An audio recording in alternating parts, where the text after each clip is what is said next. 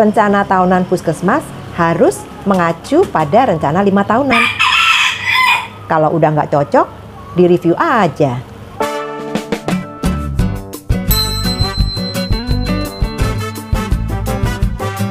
Assalamualaikum warahmatullahi wabarakatuh.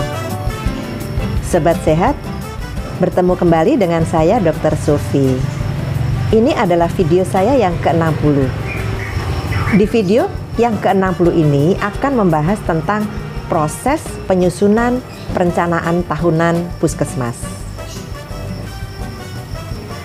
Penyusunan rencana tahunan Puskesmas harus dilengkapi dengan usulan pembiayaan untuk kebutuhan rutin, sarana prasarana, dan operasional Puskesmas. Penyusunan rencana usulan kegiatan atau RUK untuk tahun mendatang atau N+1 disusun pada bulan Januari tahun berjalan atau N, berdasarkan hasil kajian pencapaian kegiatan tahun sebelumnya atau N-1, dan diharapkan proses penyusunan RUK telah dilaksanakan di Puskesmas pada akhir bulan Januari tahun berjalan atau N. Adapun tahapan penyusunan rencana tahunan Puskesmas seperti tahapan penyusunan rencana 5 tahunan Puskesmas meliputi 5 tahap, antara lain persiapan, analisis situasi, perumusan masalah, penyusunan RUK, kemudian yang terakhir penyusunan RPK. Kita bahas satu persatu yuk. Yang pertama, persiapan. Langkah-langkah dalam tahap persiapan dilaksanakan seperti tahap persiapan pada penyusunan rencana 5 tahunan Puskesmas. Pada tahap ini, tim yang sudah dibentuk oleh Kepala Puskesmas mempelajari A. Rencana 5 tahunan Puskesmas. Kemudian B.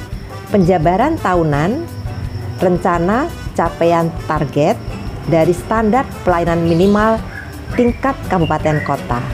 C. Target yang disepakati bersama Dinas Kesehatan Kabupaten Kota yang menjadi tanggung jawab Puskesmas. D. Pedoman umum program Indonesia Sehat dengan pendekatan keluarga. E. Penguatan manajemen Puskesmas melalui pendekatan keluarga. F. NSPK lainnya atau norma standar prosedur dan kriteria lainnya yang dianggap perlu untuk diketahui oleh tim di dalam penyusunan perencanaan Puskesmas. Kemudian tahap yang kedua adalah analisis situasi, yang meliputi pertama mengumpulkan data kinerja Puskesmas, antara lain A. Mengumpulkan data kinerja Puskesmas dengan cara Puskesmas mengumpulkan dan mempelajari data kinerja dan gambaran status kesehatan masyarakat di wilayah kerja Puskesmas di tahun N-2 untuk setiap desa dan kelurahan.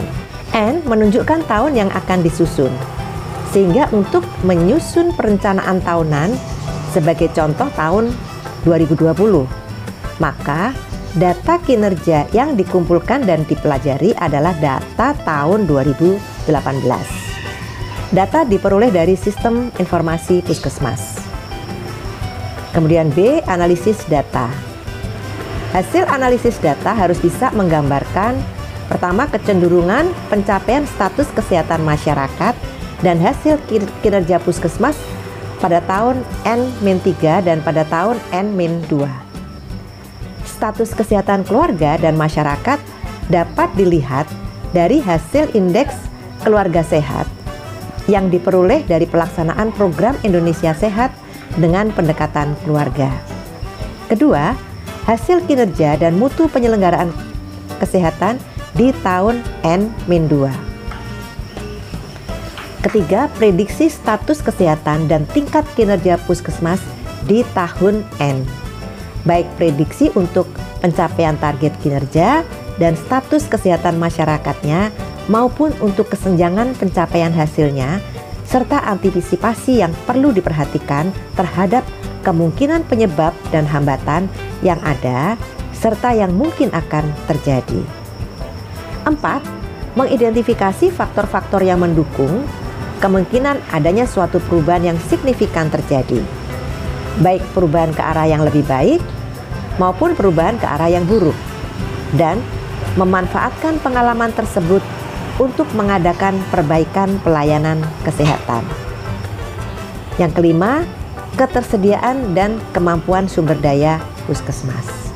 Selanjutnya, tahap ketiga dari perencanaan adalah perumusan masalah. Perumusan masalah dilaksanakan seperti pada penyusunan rencana 5 tahunan puskesmas. Langkah yang keempat adalah penyusunan rencana usulan kegiatan atau RUK. Penyusunan RUK diformulasikan setelah melalui tahapan di atas bersama dengan lintas sektor terkait dan didampingi oleh Dinas Kesehatan Kabupaten Kota. Penyusunan RUK terintegrasi ke dalam sistem perencanaan daerah dan dalam tataran target pencapaian akses, target kualitas pelayanan, target pencapaian output dan outcome, serta menghilangkan kondisi yang dapat menyebabkan kehilangan peluang dari sasaran program untuk mendapatkan pelayanan kesehatan yang seharusnya dapat dilaksanakan secara terintegrasi dalam satu pelaksanaan atau missed opportunity.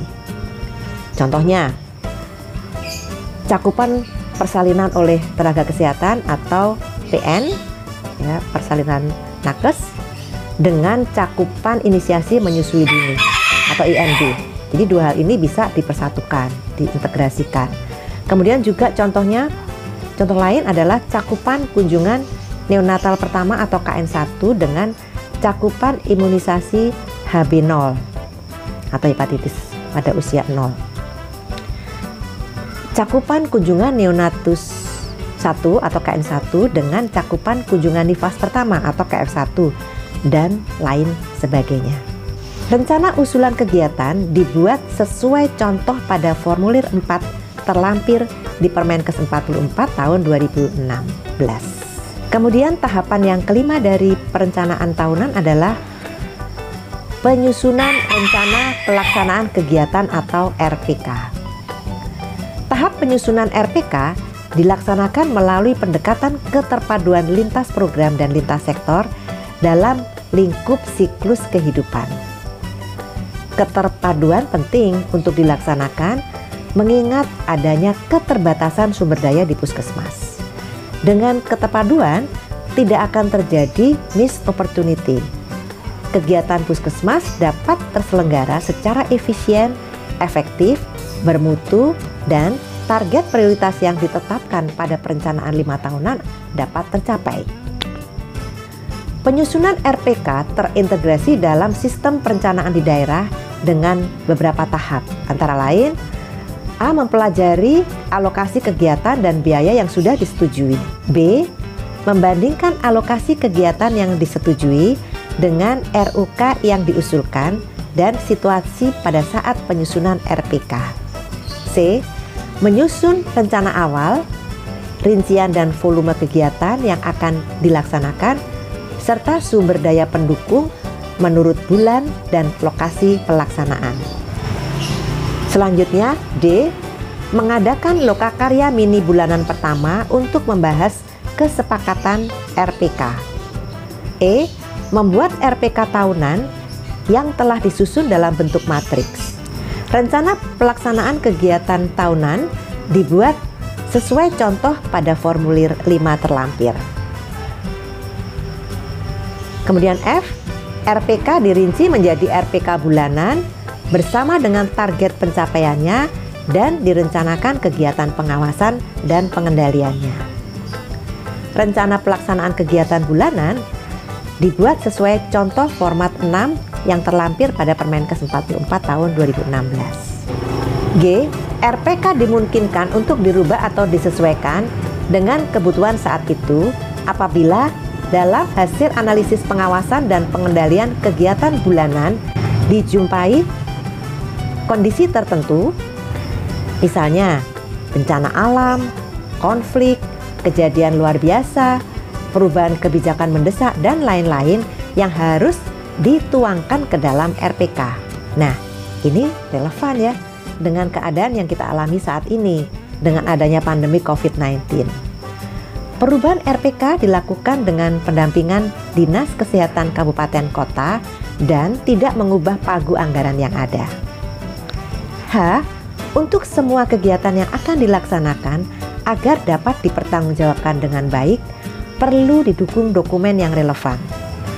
Dengan tuntunan dokumen yang dibuat, dipastikan bahwa kegiatan yang dimaksud dapat diselesaikan sehingga sasaran dan tujuan akan tercapai. Dokumen tersebut antara lain berupa peraturan atau keputusan Kepala Puskesmas, kerangka acuan kegiatan, standar operasional prosedur, dan dokumen lain yang dibutuhkan. Jadi, artinya harus ada review regulasi internal di Puskesmas. Sobat Sehat, pada Puskesmas yang telah melaksanakan pola pengelolaan keuangan BLUD, format untuk formulir perencanaan 5 tahunan Puskesmas dan perencanaan tahunan Puskesmas disesuaikan dengan peraturan pola pengelolaan BLUD yang berlaku. Tentu saja proses penyusunan sama dengan yang sudah kita bahas di 2 video ini. Untuk penjelasan perencanaan BLUD, nanti akan ada video tersendiri untuk membahas hal itu. Sampai di sini dulu ya. Semoga selalu sehat. Wassalamualaikum warahmatullahi wabarakatuh.